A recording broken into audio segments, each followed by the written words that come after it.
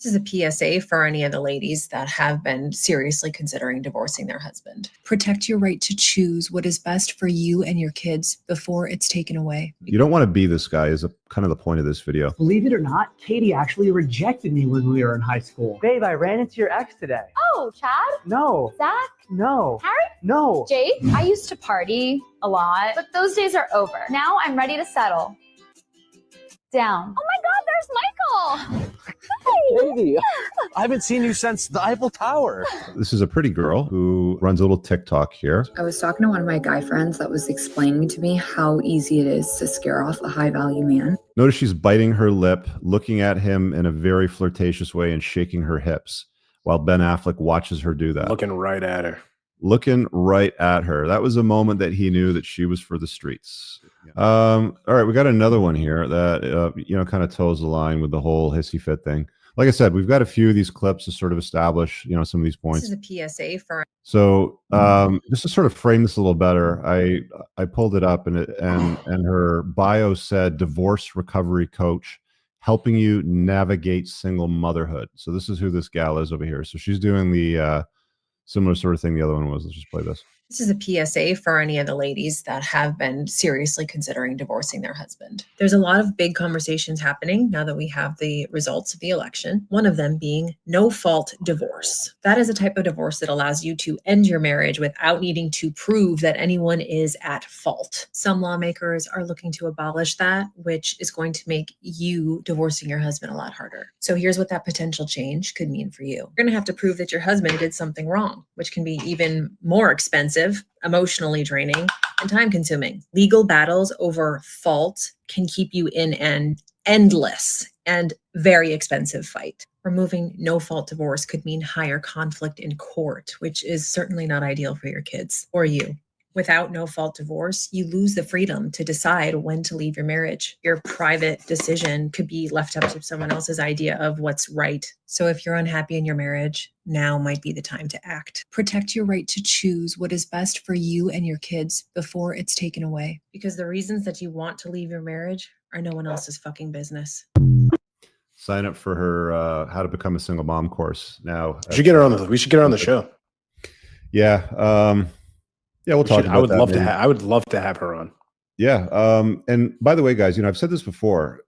Feminists don't always have a ton of weight on them, short purple hair, and are, very unattractive. All women have an element of toxic feminism in them. It's just to what degree. And she's putting on makeup, which is uncommon for, the warmonging purple haired harpies, but she's she's saying her piece. She's saying, and here's the truth of the matter when it comes to no-fault divorce, by the way, guys. This fight over no-fault divorce is the stupidest thing ever. The tradcons keep saying we have to get rid of no-fault divorce. She's saying when they take away no-fault divorce, it's going to be tougher to untie the knot. No, it's not. It's not. The process already takes a long time. It's already draining. It already sucks tons and tons of money out of families and into the coffers of the legal system, the courts and lawyers and all that sort of stuff. To get divorced with a no-fault system only means that all you have to say is, well, he was financially abusive to me. Like, they will come up with key talking points that don't need physical evidence, like he cheated, for example. He was mean to me, or he scared the kids, or he raised his voice or something, right? And that will still push it through. It's not like it's going to change anything. So the whole fight over the whole, let's get rid of no-fault divorce, let's keep it. It's stupid. It's not going to make a difference at the end of the day. If a woman wants to leave, if she wants to untie the knot, she will do it. There's no amount of layers of no fault leverages or mechanisms that you're going to put in place that's going to stop the process, if I can put it that way. And you don't want to be this guy is kind of the point of this video. And this is all too common. I've seen this couple everywhere. There's cookie cutter carbon copies of this couple all over the Western world, and it's exactly the same. They're both over 30, and he's the plugged in dork. He's the beta that couldn't get her when she was younger. And watch it. Here you go. Hang on, let's go full screen here. I've never had a girlfriend before. And I'm completely ran through. And we're that one couple in our 30s. Believe it or not, Katie actually rejected me when we were in high school. I was only going after hot guys back then. But she explained to me that she's not here to have fun anymore. Babe, I ran into your ex today. Oh, Chad? No. Zach? No. Harry? No. Jake? Aaron? Dan? Tall Brian? Short Brian? Abraham? Mr. Sherhart? Benson? Cooper? Curry? Trevor? Zeke? Malcolm Kellner? No. Michael. Oh, Michael. He's pretty big. You're telling me. I used to party a lot, but those days are over. Now I'm ready to settle down. I spent my 20s working really hard to build a stable, comfortable life. Which is perfect timing because it's exhausting sleeping in a different bed every night. The best part about dating Katie is how popular she is when we go out. 99, 100. Oh my God, there's Michael. Hey. Katie, I haven't seen you since the Eiffel Tower. Babe, I don't know you've been to Paris. I haven't.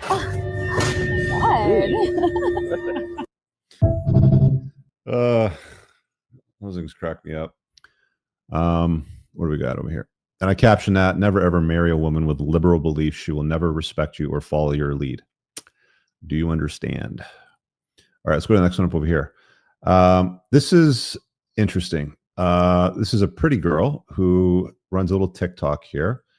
And let's play it and have a quick conversation. Quick 43 seconds. I was talking to one of my guy friends that was explaining to me how easy it is to scare off a high value man. They will actually watch you from afar before they make their first move because they want to make sure that you understand what a high value person is. And if they see that you were messing around or entertaining low value men, guys who are just players and that will waste your time, then that will scare them off because they will see that you don't actually respect yourself to wait for the right person and be able to identify a low value man from a high value man. And just keep in mind that these high value men can watch you for months or even a year to make sure that before they put their time and effort into someone, that is the right person that they are choosing, so they're not wasting their time. So she said that they'll watch you for months or even a year. I just want to clarify that. I agree with what she's saying, for the most part, but a guy that's looking to date a gal is not going to watch her for months or a year. He's going to look at her, he's going to like her, he's going to want to date her. But what he'll probably do is he'll watch her behaviors as he's dating her, as they sort of move through, the moments of life and meeting family and traveling. And, we lost our luggage at the airport and see how she handles stuff. That's what guys like that do. They watch their behavior, their choices, their lifestyle, their beliefs, their politics. You were laughing. Why was that funny for you? Yeah, here's why I'm not buying any of this. Okay. So what you're talking about is different than what she's talking about. Yeah. So if we just unpack this really quickly, I was talking to one of my guy friends, AKA a guy that I'm not banging. She's an attractive girl. This is a guy in the friend zone. Yeah. He's basically coping, saying, oh, well, I'm a high value guy, so I will sit back and watch you get ran through by Chad and you make all these other decisions and you don't come and hang out or sleep with me. And then I decide, oh, well, you're hanging out with low value guys, so I am no longer going to pursue you or consider you as a romantic option. There's that element too, yeah. It's the craziest nice guy cope, like beta arbiter cope I've ever heard.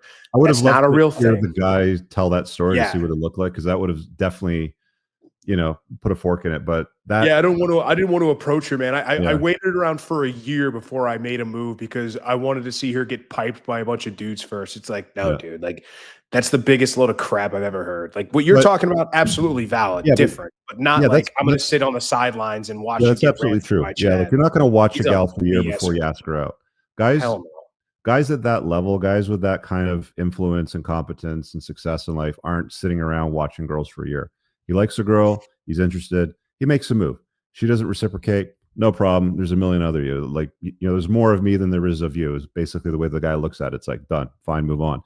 But the thing that I'm talking about is guys will pay very, very close attention.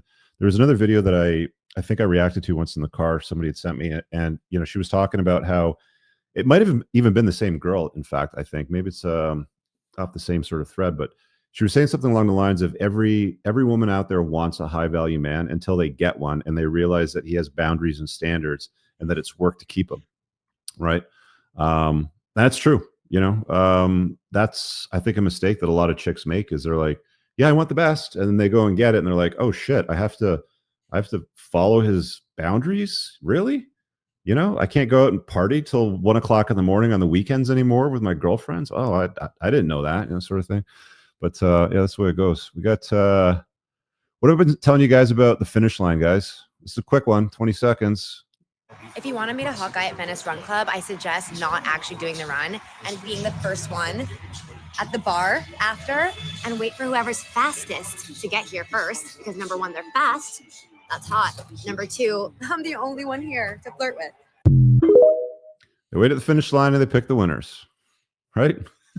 I mean, can't say it any better than that. I mean, there you go. I mean, it's kind of genius, to be honest. Yeah, like why run and like get all hot and sweaty? Yeah, I mean, yeah, go for it. Hope it works out for her. Yeah, I mean, good strategy, and it's exactly like I said. You know, go where they are. Go where they are. Like we tell women all the time, like, where do I find high value? Go where they are. Like, position yourself, put yourself in their orbit. Go for it. Yeah. This one was here. I'm not going to.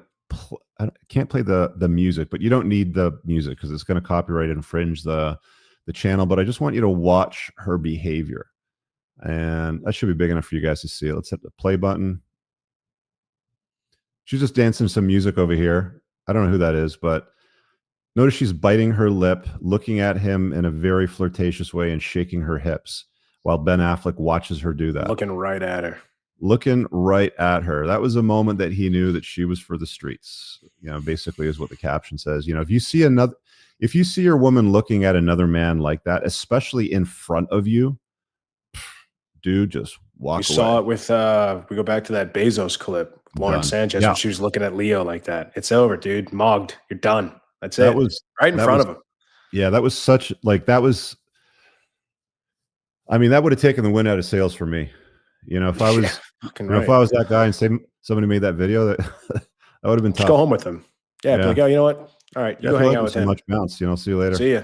All right, guys, I really hope that you enjoyed that clip. If you want to check out the full-length podcast episode, you can find that right over here. Also, make sure you visit my website over here where you'll find my supplements, the opportunity to book me privately one-on-one for coaching, and most importantly, my new School of Unplugging, which you'll find on the Courses tab. Newer to the channel, hit subscribe.